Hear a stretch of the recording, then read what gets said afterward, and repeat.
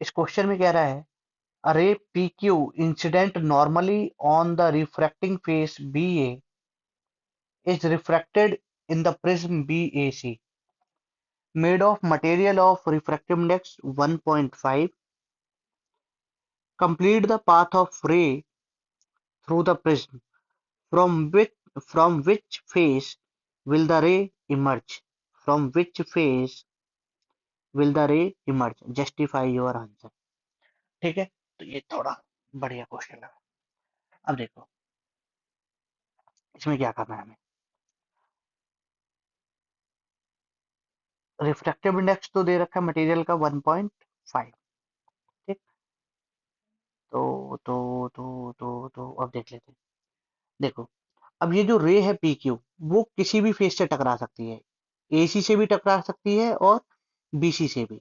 तो हमें दोनों का आंसर हमें देना पड़ेगा कि अगर बीसी से टकराएगी तो क्या होगा और एसी से टकराएगी तो क्या होगा। तो सबसे पहले मैं बीसी से टकरा देता हूँ इसे। ठीक है, देखो 90 गिरेगी तो सीधा अनडिवेटेड जाएगी। क्लियर, सीधी गई क्योंकि 90 डिग्री पे गिरी है। अब देखो, जहां ये गिरी, अब सबसे पहले जब हम सर पॉइंट ऑफ इंसिडेंस देखेंगे तो वहां रिफ्रैक्शन का धर्म कहता है कि वहां पे सबसे पहले हम नॉर्मल ड्रॉ करेंगे, जो कि हमने कर दिया। अब देखो यहाँ पे ये ग्रीन से मार्क कर रहा हूँ, ये एंगल 90 है और ये वाला एंगल 60 है बी के पास वाला। तो ये जो येलो से ड्रॉ कर रहा हूँ ये 30 है। ये क्या है, 30। तो ये वाला जो एंगल है इंसिडेंट रे और इसके बीच का, ये है 60 डिग्री।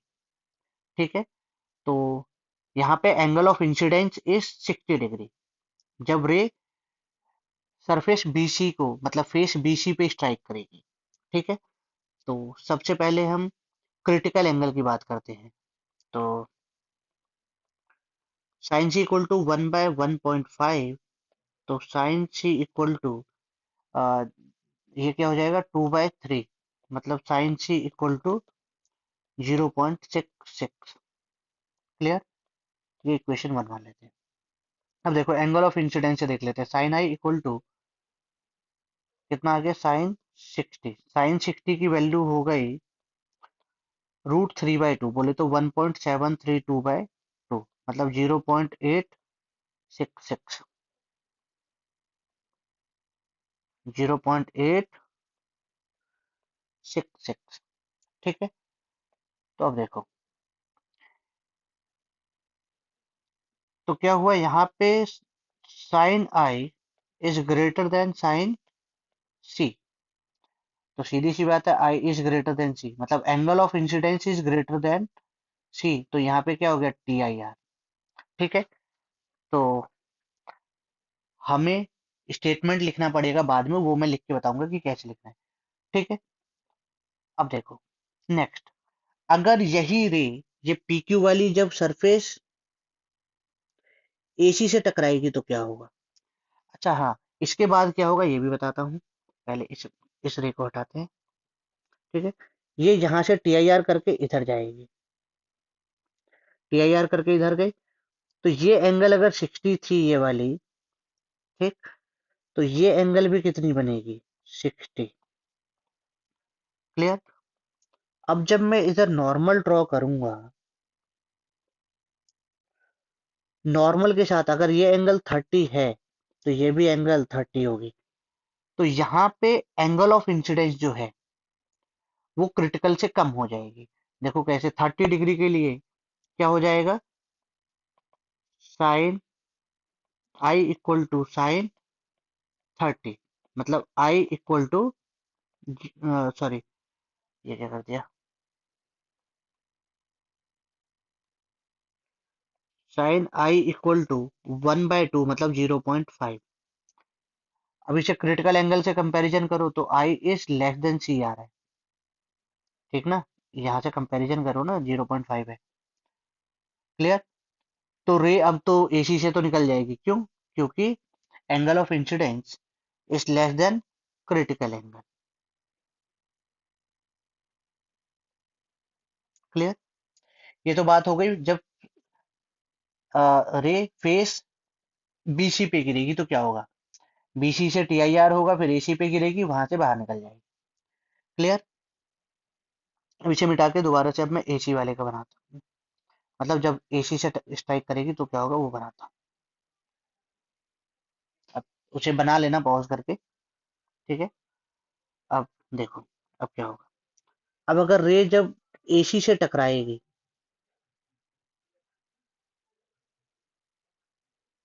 क्लियर, एसी से टकराए तो एसी से टकराते ही ये एंगल इज 90, ये 60, तो ये 30, तो ये कितनी हो गई 60, ये 30, तो ये 60।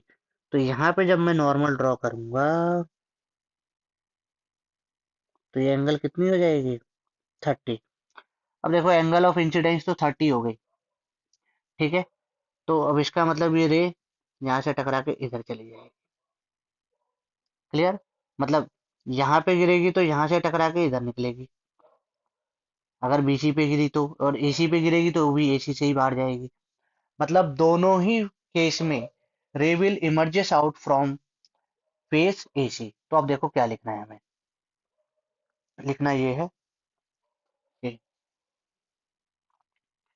If ray falls on face BC then there, अरे यार ये ऑटो करके थोड़ा गड़बड़ कर देता है लिखा हुआ। दोबारा से लिख रहा हूँ। If ray falls on face BC, ray falls on face BC then there, देखो मेरी इंग्लिश इतनी बढ़िया नहीं है फिर भी मैं लिखने की कोशिश कर रहा हूँ। ठीक है। देन आप लोगों की तो इंग्लिश थोड़ी बेटर रहती है, मेरे से तो मच बेटर होगी। ठीक है। तो मैं कोशिश कर रहा हूँ। If ray falls on face BC, इतनी भी बेकार नहीं है, बस थोड़ी हिली हुई है। If ray falls on face BC then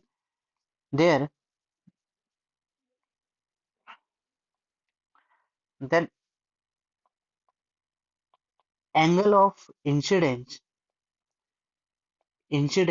is greater than greater than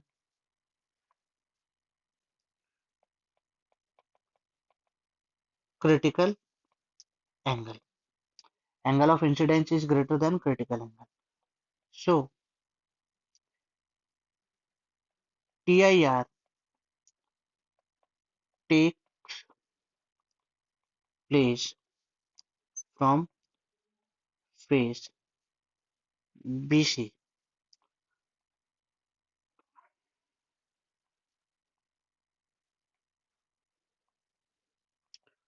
After that, ray falls on phase AC where angle I is less than critical angle. So ray will emerges out from phase AC. ठीक है। ये हो गया।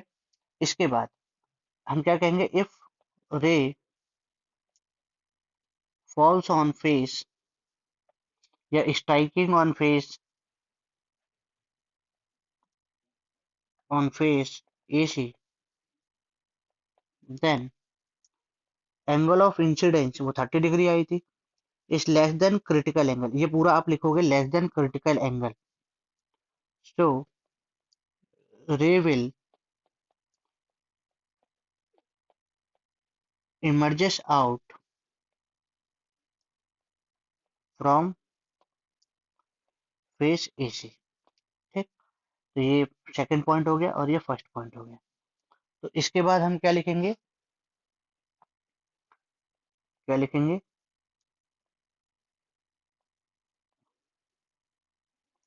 above both the point source